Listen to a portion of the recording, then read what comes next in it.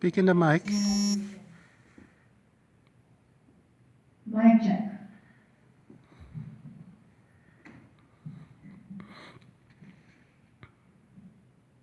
Is not quite exactly a saint, and in some ways, the system itself is criminal, because we had the atrocity of the slavery, which a lot of folks don't like us to remember.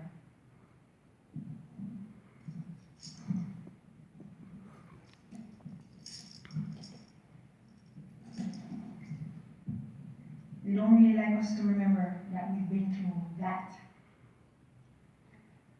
But that was one trauma that we went through, right? That was one pain that we went through. That's the overarching trauma. But then you also have other forms of violence, which was the violence of not giving us the access to proper education, assassinating our character, like taking us out of the history books,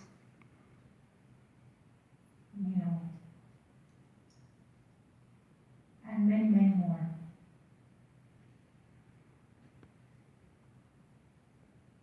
The economic deprivation, that's another form of violence.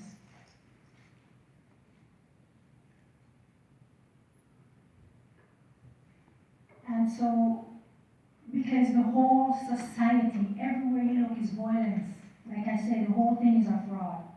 Because they have this planet packed up of weapons. Why do you need so much weapons on the planet? Where do you want the weapons for? One country would say, oh, because the next guy, he's going to come and attack us, so we have to have weapons to defend ourselves.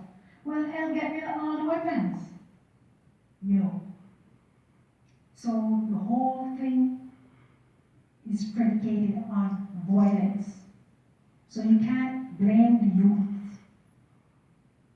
The violent reaction that's in our people is coming from the history of violence that we've been through. And so we internalize that.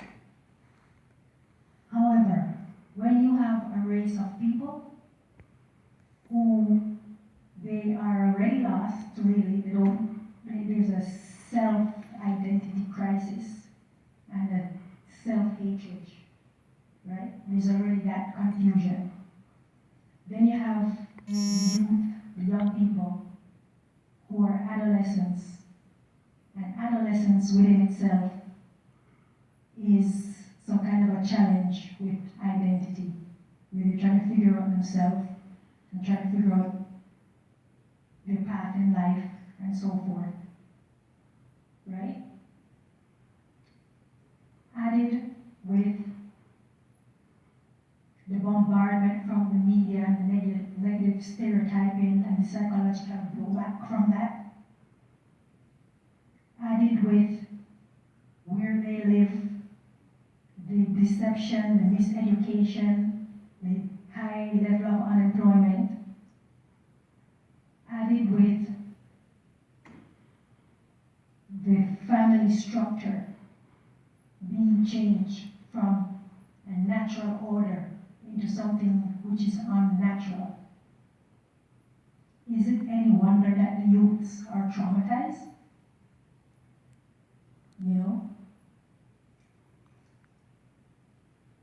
And so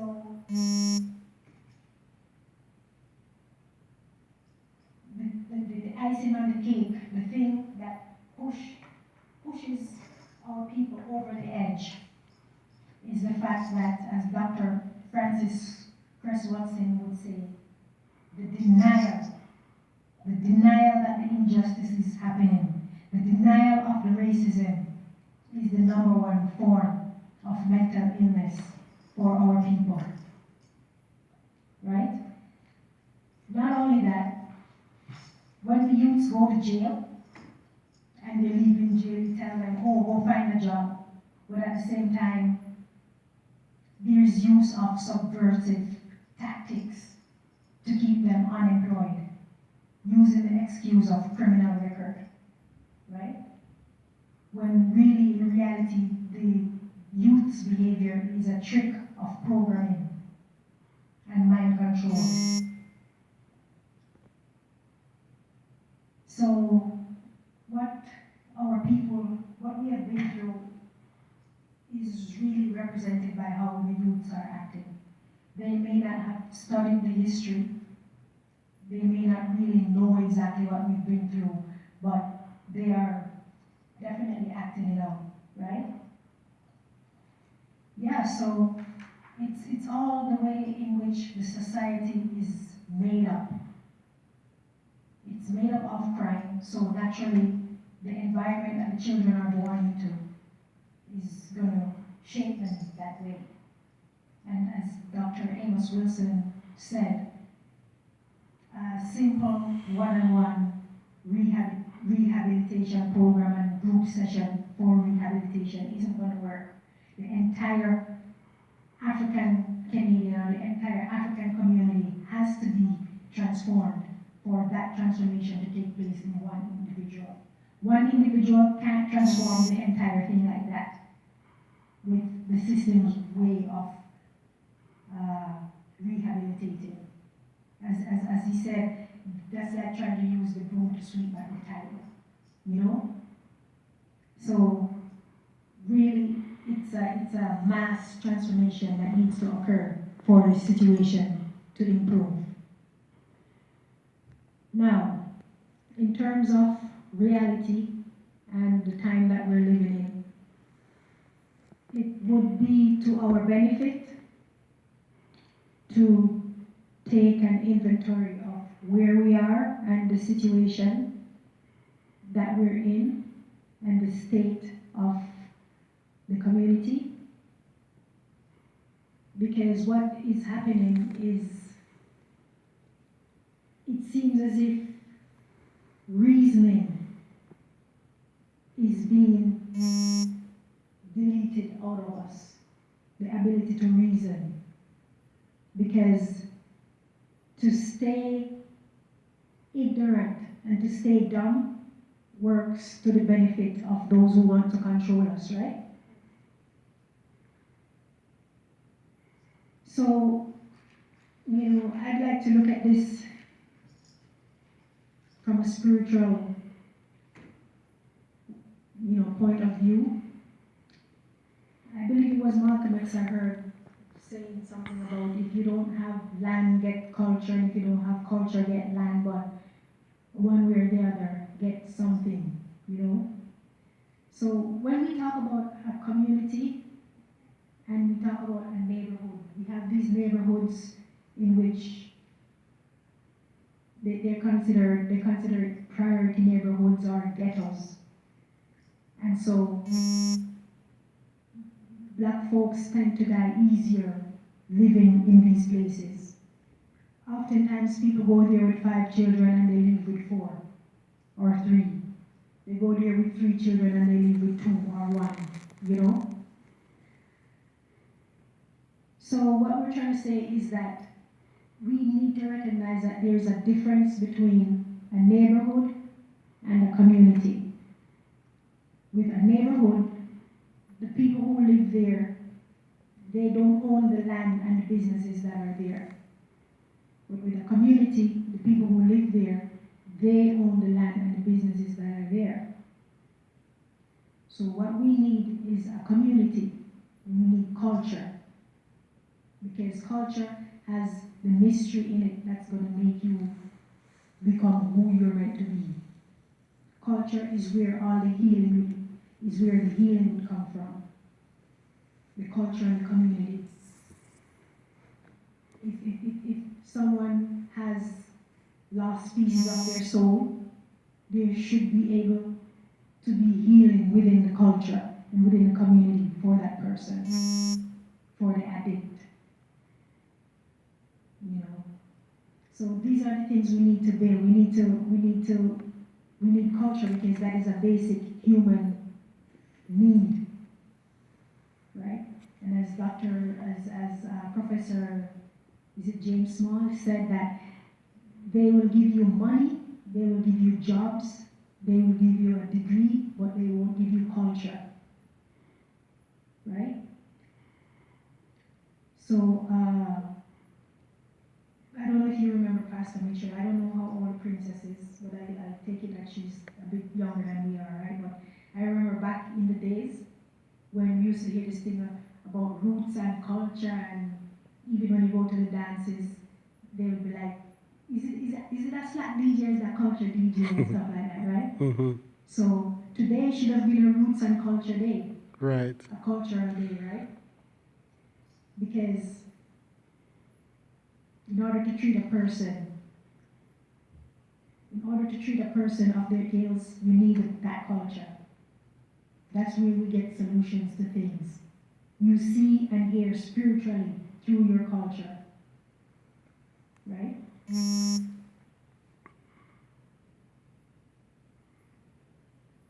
Because the culture solves the problem, and it allows you to be in contact with reality. Because as you know, we're not in contact with reality really and truly. Our physical eyes may be seeing the outside world, but our real eye need to take a stock of what's going on the inside. And inside of us is a world that's just as real as what's outside. You know, so just let me give you some more delineation as to the usefulness of your culture. According to Professor James Small, he says, culture is the tool that gives the people their shared definition of reality, their sense of order, and maintains group integrity.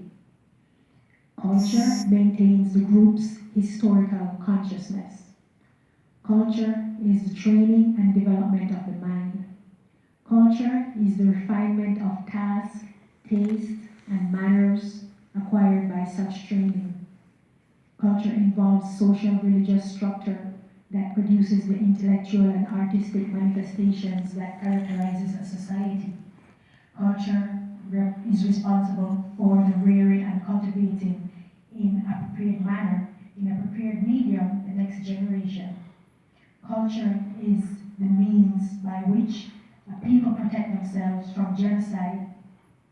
At the core of your culture is the spiritual system, because the spiritual system is what is where the real meat of existence is, right? So the culture protects that. So what our enslavers did was dismantled and desecrated our culture so that